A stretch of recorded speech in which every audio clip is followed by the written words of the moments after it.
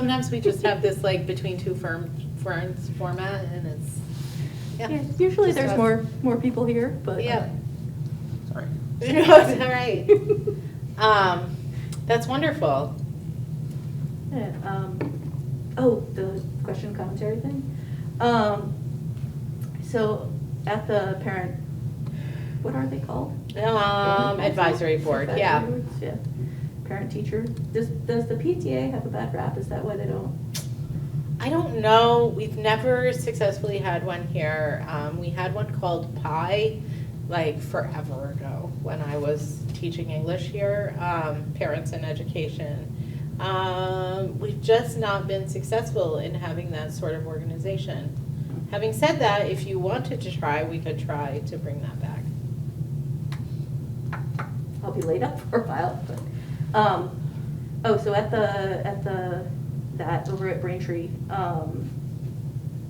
and I shouldn't say names, a parent that you'd know because she has a kid in like college right now, and then also in one of my kids' grades over at Braintree Elementary, and she does a lot. Mm-hmm. She had mentioned that when her college-age kid went off to college, in her words, he got creamed in math. And that she said that Vermont, I guess, is known, and I haven't looked into it, known for their students coming out of school with kind of subpar math skills. Okay. And then I had also heard that, well, actually Braintree ranks pretty decently in the state for that, but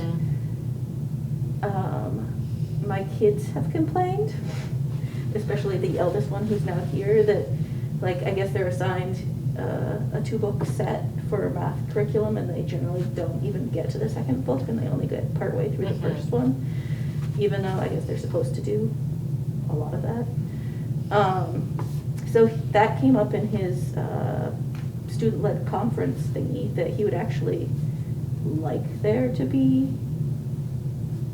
more math, which was surprising because he's not really a huge fan. That's more of my younger child's thing.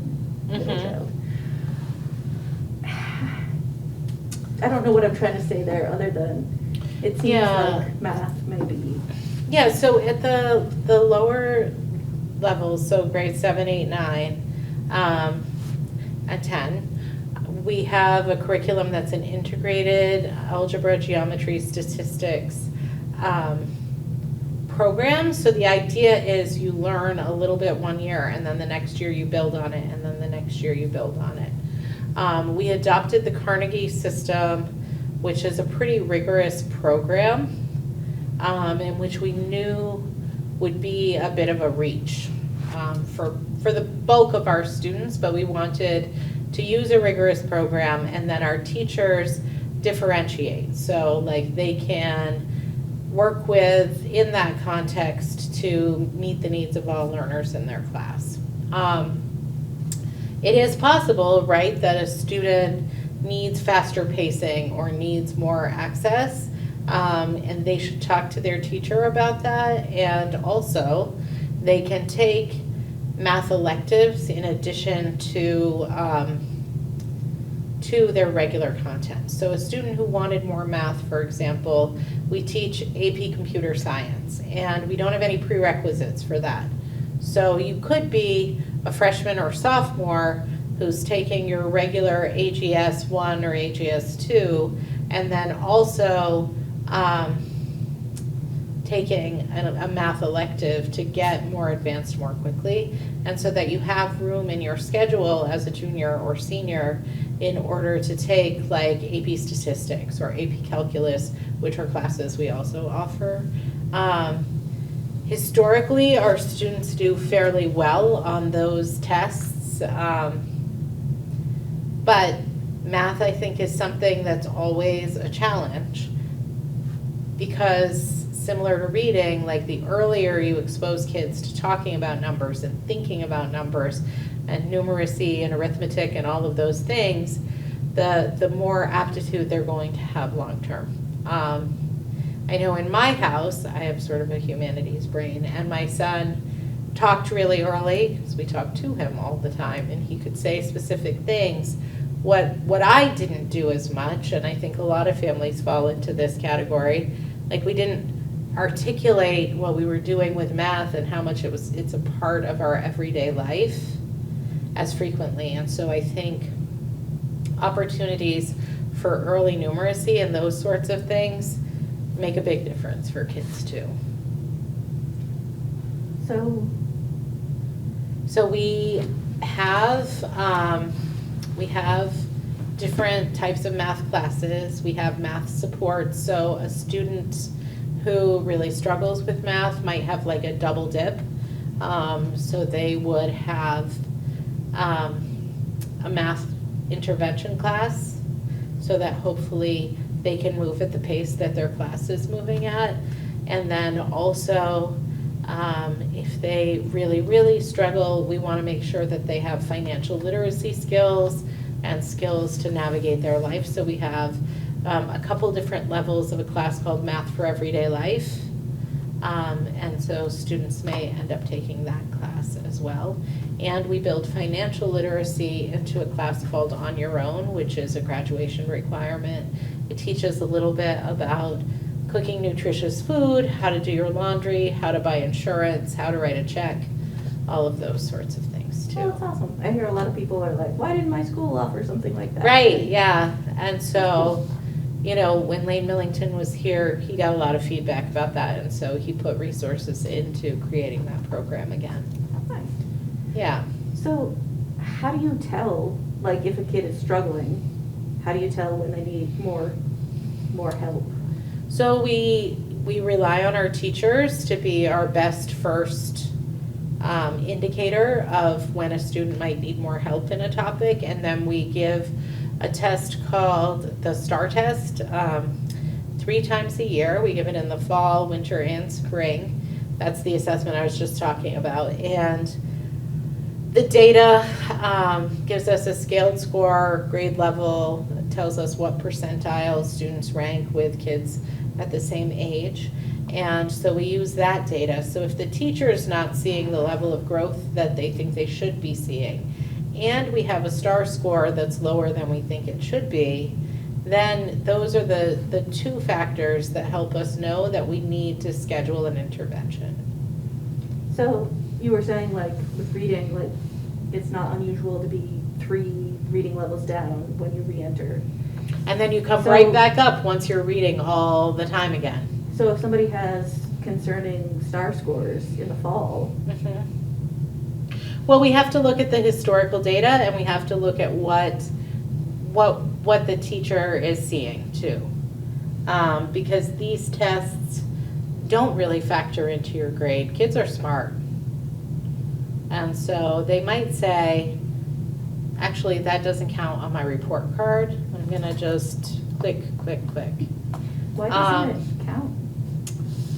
We just don't, because if that was part of the grade, right, we don't teach so much to the test. Mm-hmm. And so if you have a student who historically is performing below the standard, I'm looking for a growth line. So they might still be underperforming in terms of they're not on grade level, but they're continuing to be like the little engine that could, and they're going up, right? And so giving them, I don't know, I think it feels punitive to a lot of teachers. So like, yes, we can say you always have a 1. And the test doesn't differentiate and go, oh, these are the skills that we would expect this student to have. It tests based on the skills we would expect every 7th grader to have. So that's why we like to combine that with what the teacher sees in the classroom working with the student. And I like to do my own data entry related to, like I keep a spreadsheet or like data wall of the statistics with the STAR scores. So every year there'll be a couple where student has been exceeding proficiency. And so that's all color-coded with green. And then I get one that's like red, and I'm like, okay, what happened here? And so that can lead me to have a conversation with a student and see, and sometimes they're like, oh, I just didn't try. And then we might do a retest, because we want the diagnostic information. But I know that there are kids out there, like my son was a reader, and he was always exceeding the standard in literacy, and then in 5th grade, through the floor. Why? So we had a meeting, and his teacher said, as soon as you're done, you can read your book. And he was in the Gregor the Overlander series. So he Christmas treed the test and then finished the series. It's a Christmas tree in your test? Oh, you just do. Oh, Yeah. Anyway, that's funny. it was, we had a whole meeting, because I was like, is he not seeing? What's going on? And as we're sitting there, the teacher was saying, well, I said to, the class, like, you can read when you're finished. And I just remember so clearly, my son and I made eye contact across the table, and he was like, she knows. So, I mean, it's a 9-book series, right? I actually haven't heard of it. Oh, okay, they're pretty good. I'm surprised I haven't seen it dragged home. Yeah, I would ask your oldest, I bet he read What's it, it maybe called? Gregor the Overlander. But in elementary school, I would imagine, was when it was read. I got 2 other kids coming down the pike.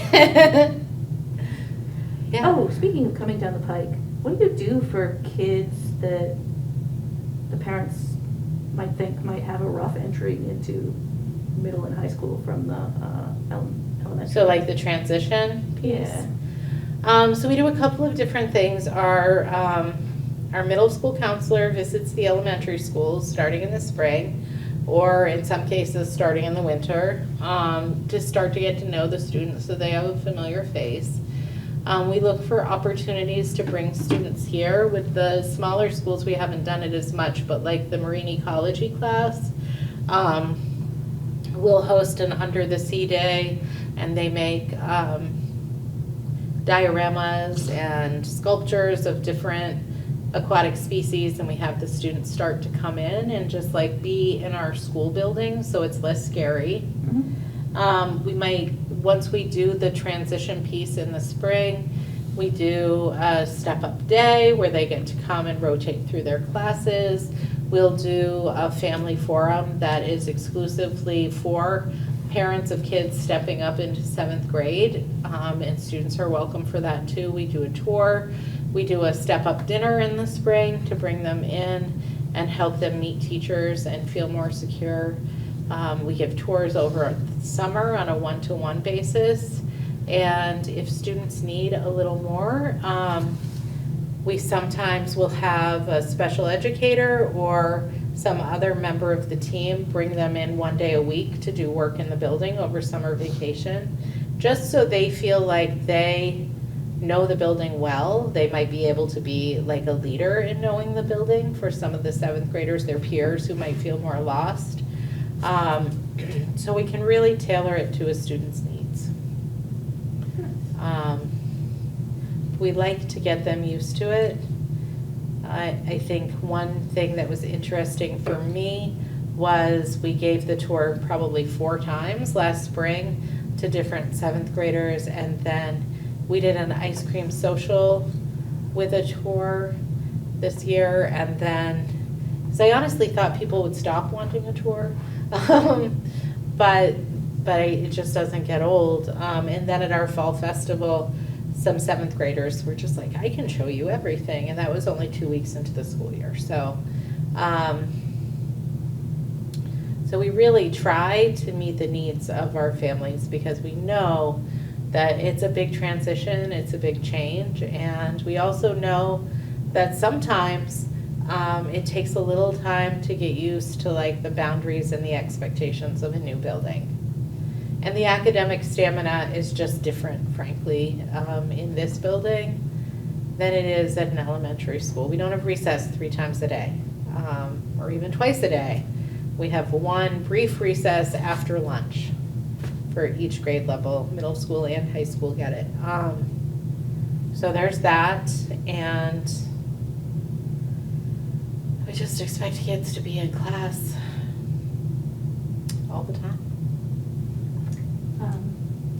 Speaking of being lost, that was another thing that came up in my kiddo's conference this week. Okay. And he's several grades away from 7th, so I don't know why he keeps bringing it up, but it must have had a big impact if he did, especially considering he doesn't tell me about like awards and stuff he wins. Okay. But he's still griping about this. He had mentioned that it would be really helpful to provide students a map Oh, okay. so that they can figure out where they're supposed to go. I know, like, in the beginning especially, like, Okay. classes get dropped and moved, Mhm. and so he had a lot of trouble with figuring out where exactly he was supposed to go in the first Okay. place, and then also, like, if he was suddenly in a different class, then had Then to make that, sense. yeah, would be stressful for him.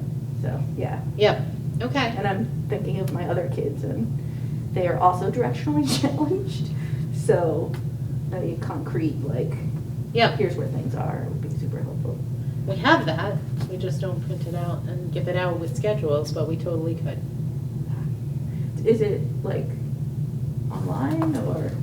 No, I mean, it's mostly for teachers, and for facilities. But as we're saying this, I'm like, why don't we share that more transparently? Let me pull that up for you. I'm also thinking that might help for my other kiddo next year when he comes Uh-huh. over. Yeah, we can totally do that. We also, in the staff room, I'm wondering if we should do pictures of it. So Okay. that is by teacher name, and room number. So that's the downstairs, and then the upstairs. I don't think I've even been in that other wing. Yeah, I'm sure you have, because this is actually what's over. Oh, wait, I was there for conferences. Yes. Okay, but that was the first time I had been there. Yeah, well, because during COVID, we moved things around. So like this is the 9th grade hallway and support classrooms. And this is the 11, 12 hallway. Okay. And then this is our arts wing and media center. And then upstairs, this is the middle school. So we try to keep all the middle school core classes right down on that wing. And then this is our grade 10 hallway. Okay. So during COVID, when we had to stay in grade level clusters or pods, I think they called them, we divided up based on grade level. And then what we found is teachers really, really liked that division or being close to their same grade peers. Harder to lose So, a kid. Yeah. Anyway, so we ended up doing that, but there's no good reason we couldn't provide maps for kids. That's a great addition to our summer packets, for sure. Cool. Yeah. So what are you planning for going ahead for this thing? Do you have things laid out yet on For the future forum? meetings? Yeah. I anticipate that we will look at data closer to November. We'll have information about fall and where we're doing in terms of student engagement. And I generally pick topics based on what I think I'm hearing from people that they need. So if there's a topic you'd like for me to have, one thing that I think would be useful once we have more field trips going, et cetera, is to start to build in a component where students are presenting, where it's less just me talking and, half students sharing things that they've learned and half question and answer time. I'm just wondering if that might get more people here. There have been quite a few now of these events where it's been just you and I, which is fine. So. Yeah, it'd be nice if more people would come out, but. Yeah. Yeah, So, and then as we get into budget season, we'll have discussions about that too. I don't know, go poke Dan, see what he did, because it was mainly like new parents, like kindergarten first. Yes, So like yep. young and enthusiastic. But I mean, there were some older kid parents too, so Yeah. that I had never seen before that showed up. So Yeah, and I can ask him too. yeah, I think part of it is just people were concerned about our schedule.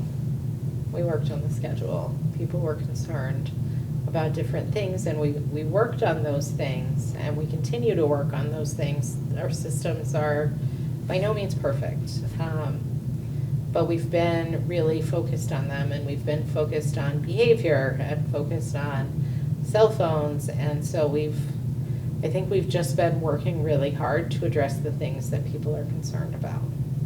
that's good to hear. And so it feels like when things are hard, we have better turnout at this level. I mean, yeah. Same for school board meetings. Yes, So, yep, so so maybe this is a good sign in a way, like maybe. there aren't angry parents beating down the door. Well, and I hope that people feel comfortable reaching out. Like if there's a concern, you know, you don't have to save it for a forum. You don't have to sit with it for 3 weeks. Just send me an email or give me a phone call and I'll call you back.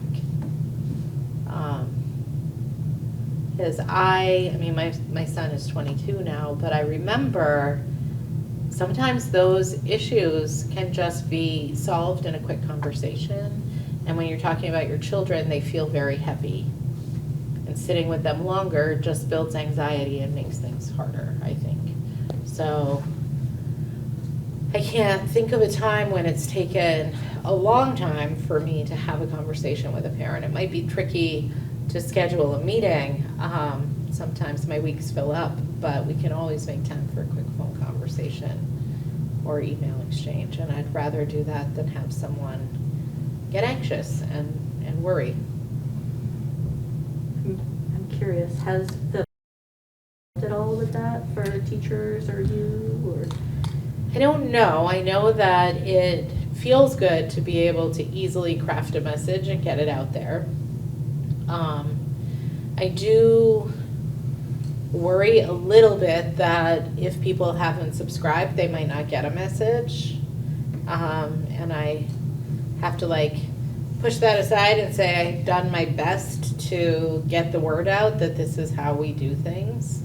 I think that communication can be helpful. I think it seems easier in a lot of ways because I know in the early days when we were using SMORE, we talked about how we embed it in an email or a message versus like having people click, and you know, that stayed with me, like the number of clicks between the person and the information that they need, those are barriers. So I think this is an easier platform. I appreciate the ability to be able to send out information in a text and to be able to text with a parent without giving out my cell phone number. So that works out well. I think Parent Square's been good in that regard. I know the elementary school, like Kara Houston at Brookfield, you know, can put out volunteer lists and people can sign up, and she's like leveled up her use with that tool. But at a high school level, we need that less often. So, yeah. Yeah, you should go advise the superintendent that he needs to work on his, because like the pictures are huge and then you have to like scroll back and forth, and you don't have any of that issue with your newsletters. They're very easy to read. So Thank you. I don't know what he's doing, but. I don't know. I just, as pictures come in, like those ones, Deb Shaner texted me those tonight, and so tonight I'll plug them into my newsletter so that hopefully on Friday I just have to hit send. Yeah, the pictures are nice and engaging. It's Yeah. good to see what y'all are up to, and it always looks exciting. Yes, I think kids are engaged, so that's good. Yeah.